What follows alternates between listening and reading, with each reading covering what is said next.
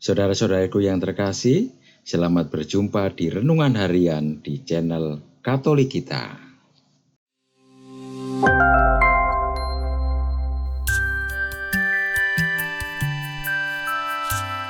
Hari ini, Selasa, 22 Juli 2025. Pekan biasa ke-16. Pesta Santa Maria Magdalena. Bacaan pertama. Bacaan diambil dari kitab Kidung Agung, bab 3, ayat 1 sampai dengan 4a. Di atas ranjangku pada malam hari, kucari jantung hatiku. Kucari, tetapi tak kutemui dia. Aku hendak bangun dan berkeliling di kota, di jalan-jalan, dan di lapangan-lapangan. Kucari dia, jantung hatiku. Kucari, tetapi tak kutemui dia. Aku ditemui peronda-peronda kota.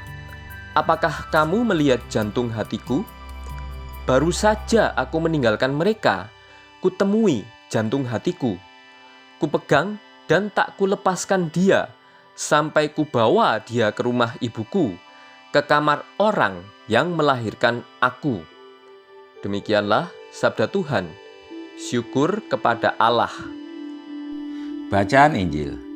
Bacaan diambil dari Injil Yohanes, bab 1, ayat 11 sampai dengan ayat 18. Pada hari Minggu Paskah, pagi-pagi benar ketika hari masih gelap, pergilah Maria Magdalena ke kubur itu, dan ia melihat bahwa batu penutupnya telah diambil dari kubur.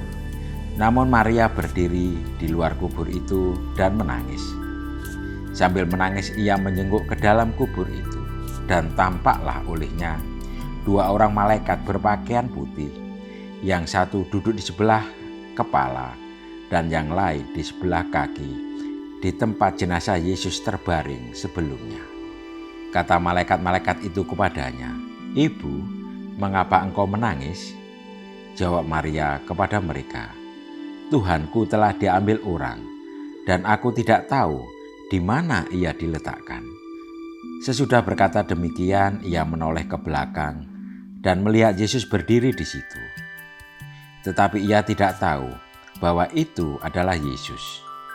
Kata Yesus kepadanya, "Ibu, mengapa engkau menangis? Siapa yang engkau cari?" Maria menyangka orang itu penjaga taman, lalu berkata kepadanya, "Tuan, jikalau Tuan yang mengambil dia, katakanlah kepadaku di mana Tuan meletakkan dia, supaya aku dapat mengambilnya." Kata Yesus kepadanya, "Maria." Maria berpaling dan berkata kepadanya dalam bahasa Ibrani, "Rabuni," artinya guru. Kata Yesus kepadanya, "Janganlah engkau memegang aku, sebab aku belum naik kepada Bapa. Tetapi pergilah kepada saudara-saudaraku dan katakanlah kepada mereka bahwa sekarang aku akan naik kepada Bapa-Ku dan Bapamu, kepada Allah-Ku dan Allahmu." Maria Magdalena pergi dan berkata kepada murid-murid, "Aku telah melihat Tuhan," dan juga bahwa Dia yang mengatakan hal-hal itu kepadanya. Demikianlah sabda Tuhan. Terpujilah Kristus.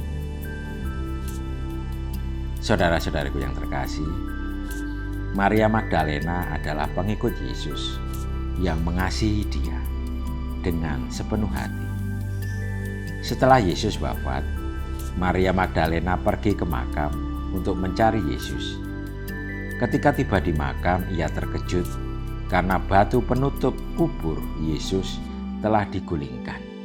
Yesus yang menampakkan diri kepadanya mengarahkan cinta kasih Maria Magdalena itu ke kesaksian kepada para murid yang lain.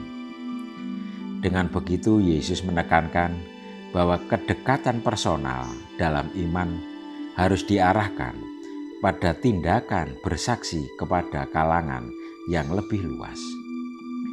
Memang seharusnya iman tidak bersifat eksklusif, tetapi inklusif, merangkul, dan mempengaruhi lebih banyak orang dan kalangan.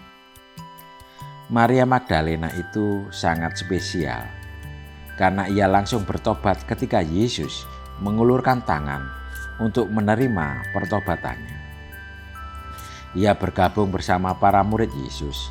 Dengan pertobatannya itu, Maria Magdalena rela mengorbankan segalanya bagi Allah. Ia menyatakan kesediaannya untuk mendampingi Bunda Maria ketika Yesus disalibkan. Ia menjadi sahabat Yesus dalam karya dan sengsaranya. Hanya dalam Yesus ada pertobatan sejati dan iman yang sesungguhnya. Marilah kita berdoa. Ya Yesus, bukalah hati dan budi kami untuk bertobat, supaya kami senantiasa mampu memperbaharui diri kami. Amin. Saudara-saudariku yang terkasih, terima kasih atas kebersamaannya di dalam renungan harian ini. Kita akan berjumpa kembali di renungan harian berikutnya. Berkah dalam.